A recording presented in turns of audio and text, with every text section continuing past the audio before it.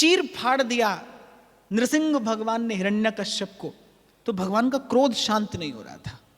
अब भगवान को क्यों इतना क्रोध आ रहा था? कहते हैं कि प्रभु ने उसका पेट चीरा, अपने नखों से विदीर्ण कर डाला उसको, उसकी एक एक आंतड़ी निकाल कर बाहर कर दी, और फिर भी प्रभु का कोप शांत नहीं हो रहा है। ब्रह्मा जी, शंकर जी सब विचार करें, भाई इतना क्रोध प्रभु को आ क्यों रहा है, और प्रभु को क्रोध क्यों आ रहा था? प्रभु को क्रोध इसलिए आ रहा था कि इसने मेरे भक्त को कितना कष्ट दिया, इसने इस 5 वर्ष के नन्हे से बालक को कितनी पीड़ा दी। प्रभु का कोप शांत नहीं हो रहा, सारी सृष्टि, ये सारा अस्तित्व प्रभु की क्रोध अग्नि में जलने लगा, प्रकृति असंतुलित होने लगी। ब्रह्मा जी ने कहा भाई कुछ करो, ये तो सारे अस्तित्व को नष्ट कर देगी प्रभु की क्रोधाग्नि, कौन जाए? ब्रह्मा जी ने कहा भाई हम तो ये साहस नहीं कर सकते, प्रभु के सामने जाने का साहस नहीं हो रहा है। लक्ष्मी जी ने कह दिया कि भाई मैं निकट नहीं जाऊंगी, मैं इस समय प्रभु के सन्मुख नहीं जा सकती, कौन जाए? तो प्रभु के नाम का उच्चारण करते हुए, प्रभु के नाम का मधुर मधुर कीर्तन करते हुए, वही 5 वर्ष के नन्हे से बालक प्रहलाद जी प्रभु के सन्मुख गए। और कहते हैं जैसे ही प्रहलाद जी को देखा, प्रभु के नेत्रों से प्रेम के, करुणा के अश्रु टपक पड़े। छोड़ा उस हिरण्यकश्यप को और प्रहलाद जी को उठाया और अपनी गोद में बैठाया, और श्री नृसिंह भगवान प्रहलाद जी को चाटने लगे अपनी जिह्वा से। जो प्रभु के हृदय में वो जो वात्सल्य था प्रहलाद जी के प्रति, प्रहलाद जी की भक्ति के प्रति, प्रभु जी ने उड़ेल दिया प्रहलाद जी पर। और फिर प्रभु कहते हैं कि तुम हमसे कुछ मांगो। मुझे प्रहलाद जी के चरित्र का ये सबसे मधुर भाव प्रतीत होता है। इस यद्यपि उनका चरित्र दिव्य है, वो भगवान के नित्य सिद्ध भक्त हैं, पार्षद हैं, महाभागवत हैं, पर नृसिंह भगवान ने कहा कि कुछ मांगो। प्रहलाद जी ने कहा आपकी गोद में बैठा हूं, अब और क्या मांगू? मैं आपकी गोद में बैठा हूं, आप मुझे दुलार रहे हैं, अब इसके बाद भी कुछ मांगना शेष रह जाता है, अब कुछ और मांगू? तो प्रभु ने कहा कि हम देना चाहते हैं, हमें देकर संतोष होगा, हमारे मन के सुख के लिए आप हमसे कुछ मांगिए। और प्रहलाद जी क्या कहते हैं कि प्रभु पहली बात तो मैं आपकी गोद में बैठा हूं, अब आपको प्राप्त कर लेने के बाद फिर आप मांगने को कहें तो बहुत विचार करना पड़ता है कि अब क्या मांगा जाए, अब आपसे और क्या मांगें। पर फिर भी आपके सुख के लिए, आपकी आज्ञा का पालन करने के लिए यदि आप देना चाहते हैं तो फिर मुझे इतना दीजिए प्रभु कि मैं जीव हूँ, मैं ये जानता हूँ, मैं भूल सकता हूँ, मैं भटक सकता हूँ, आपके श्री चरणों की भक्ति के अतिरिक्त अनंत अनंत काल तक मेरे मन में कभी किसी कामना का उदय ना हो, ये वर मुझे प्रदान करिए। बार बार वर मांगी हूँ, हर्ष देहूँ श्रीरंग, पद सरोज अनपायनी, भक्ति सदा सतसंग। पद सरोज अनपायनी, भक्ति सदा सतसंग। हे प्रभु ये दीजिए मुझे, यदि आप मुझ पर प्रसन्न हैं और प्रसन्नता पूर्वक देना चाहते हैं तो फिर दीजिए कि अनंत काल तक आपके अतिरिक्त मेरे मन में कोई कामना उदय ना हो। क्यों? क्योंकि जीव को आपसे बिलग कराने वाला अगर कोई है तो केवल काम है, मन की कामना है। मन की कामना ही तो है जो प्रभु से दूर ले जाती है। आप और मैं जो ये उलझे हैं संसार में, ये आपकी मेरी कामना ही है। आपने और मैंने कभी ये चाहा था जो आज आपके मेरे पास है, जो आपके मेरे हाथ है। संत कहते हैं अरे तू तो पूर्ण ब्रह्म था, जो चाह न होती बीच, तू तो पूर्ण ब्रह्म था।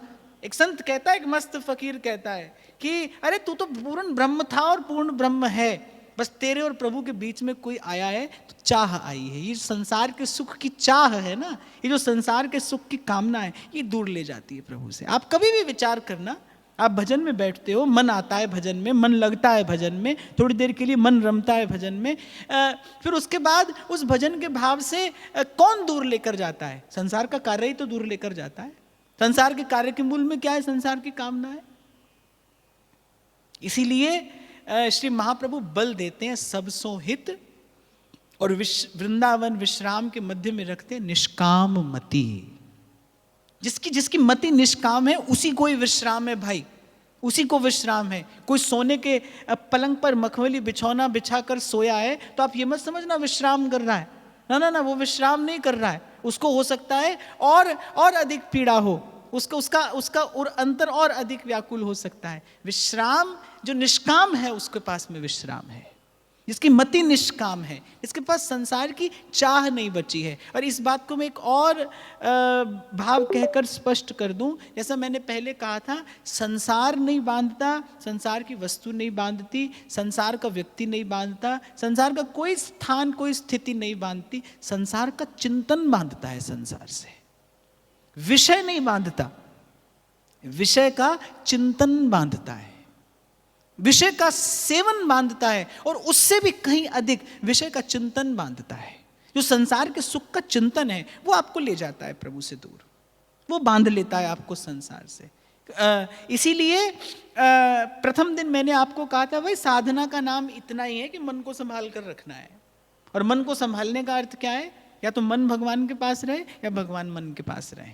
यही मन को संभालने का सीधा सहज सा अर्थ है। मन रहे भगवान के पास, और मन को प्रभु के, मन को श्री ठाकुर जी के निकट रखने के लिए ही नाम है, रूप है, लीला है और धाम है। बस मन रहे प्रभु के निकट। अच्छा, और ये स्थिति सदते सदते सदती है, बनते बनते ये बात बनती है। थोड़ा थोड़ा अभ्यास किया जाता है। मन के जो संकल्प विकल्प हैं वो कोई एकदम से शांत मौन नहीं हो जाते, मन को एकदम से भजनानंदी नहीं हो जाता। इसलिए अभ्यास करते रहिए। अभ्यास हेन्तु कौन्ते वैराग्येण च गृह्यते, ऐसा भगवान कह रहे हैं। अभ्यास हेन्तु कौन्ते वैराग्येण च गृह्यते। धीरे धीरे अभ्यास करिए। अभ्यास से धीरे धीरे छूटता जाएगा संसार का मैल। होगा क्या? वो जो मान लीजिए कि आपके भीतर कुछ क्षणों में 10 कामनाएं संसार की होती हैं। आप भजन करोगे तो वो 10 की 10 एकदम से समाप्त नहीं होंगी। 10 से 6 हो जाएंगी, 6 से 4 हो जाएंगी। ऐसे धुलते धुलते मन का मैल धुलेगा। बड़ा गहरा दाग अगर इस उज्जवल वस्त्र पर लग जाए तो एक ही बार में धोते नहीं छूटेगा। एक बार धुलेगा, फिर धुलेगा, फिर धुलेगा। अब बहुत जोर जबरदस्ती करोगे तो वस्त्र फट जाएगा। अब दाग को एक ही बार में छुड़ाने का प्रयास करोगे तो वस्त्र फट जाएगा।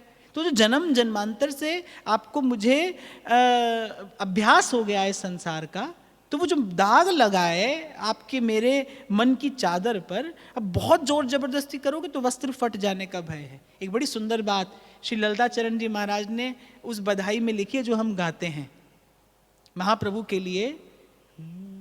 शरण जिसको दे दी हृदय से लगाया, हटाकर जगत से विपिन में रमाया।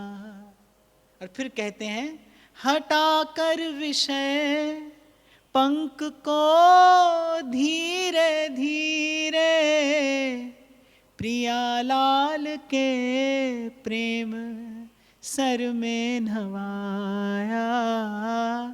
जिन्होंने ललित नेह नाता निभाया, उन्हीं व्यास नंदन की जय बोलते हैं। हटाकर विषय पंख को, पर कैसे? धीरे धीरे, धीरे धीरे हटाकर विषय पंख को धीरे धीरे, और प्रियालाल के प्रेम सर में नभाया। इसलिए अभ्यास चलता रहे, ये मन को संभालने का अभ्यास चलता रहे। ईमानदारी से अभ्यास करते रहना, घबराना नहीं, घबराना नहीं। आप भूलोगे, भटकोगे। मैं बार बार आपसे कहता हूं, आप घबराना नहीं। एक वाक्य सदा स्मरण रखना। जैसे हमारे परम श्रद्धेय स्वामी श्री रामसुखदास जी महाराज कहते थे, बार बार कहो भगवान मैं आपका हूं, हे नाथ मैं आपको भूलूं नहीं। जहां से ये भक्तमाल की ये परम पवित्र चर्चा आरंभ हुई कि मंगल और अमंगल है क्या? प्रभु का स्मरण मंगल है, प्रभु का विस्मरण अमंगल है। कह हनुमंत विपत्ति प्रभु सोई, जब तब सुमिरन भजन न हो। आपका भजन नहीं है तो विपत्ति है। जिस दिन आप देखना, रात को जब सोते हो, सोने से पहले विचार किया करो कि अगर किसी दिन भजन नहीं हुआ तो समझना कि या तो विपत्ति आ गई या आएगी। तभी भगवान भूले हैं, तभी मेरा मन प्रभु से दूर हुआ है, अर्थात माया ने अपना कार्य कर दिया है। वो मुझे अब प्रभु से दूर लेकर जाएगी। ये हनुमान जी का वाक्य है, कै हनुमंत विपत्ति प्रभु सोई, जब तब सुमिरन भजन न हुई। यही यही मंगल है और यही अमंगल है। भगवान याद रहें, ये मंगल है। भूल ना जाए प्रभु, ये अमंगल है। विपद विस्मरणम विष्णु संपन्न नारायण स्मृति ही। तो भूलना नहीं। स्वामी जी कहते थे कि हे नाथ मैं आपका हूं, हे मेरे नाथ मैं आपको भूलूं नहीं, हे नाथ मैं आपसे दूर न रहूं और आप मुझसे दूर न रहें। वो तो कहते थे भजन करने से भी अधिक कहीं श्रेष्ठ है भगवान की याद बनी रहे। भजन का अर्थ भी स्मरण ही है। वो कहते थे किसी भी प्रकार से स्मरण बना रहे प्रभु का, प्रभु याद रहें आपको, भगवान भूल ना जाएं। इस बात पर बहुत बल देते थे और रटाते थे कि मंत्र की तरह रटो इस बात को, हे मेरे नाथ मैं आपको भूलूं नहीं, मैं आपको भूलूं नहीं। ऐसे ही आप भी चलोगे तो ये बड़ा विकट मार्ग है, यहां तक आ गए हैं आप और मैं, तो एक बात आप मेरी हमेशा याद रखना कि कोई आपको मुझे यहां तक भी लाया है। किसी ने आपका मेरा हाथ पकड़कर आपको मुझे निकाला है संसार के कीचड़ से, कोई लाया है आपको मुझे यहां राधा वल्लभ लाल के चरणों के निकट, वही आपको मुझे लेकर जाएगा। बस आशा एक राम जी से और दूजी आशा छोड़ दे, और नाता एक राम जी से दूजा नाता तोड़ दे। संबंध प्रभु से बना रहे, ये मन की एक तार है वो प्रभु से जुड़ी रहे किसी प्रकार। तो प्रहलाद जी ने ये बड़ी बड़ी प्रिय बात प्रभु को कही कि प्रभु देना है तो दीजिए जन्म जन्म का साथ। अगर आप मुझे देना चाहते हैं तो फिर ये दीजिए कि मेरा मन आपसे इतर कहीं ना जाए। ये आंख मेरी लाडले और मग रावरो हेरत रहे, और ये मेरी रसना चात की रस घन तुम्हें टेरत रहे।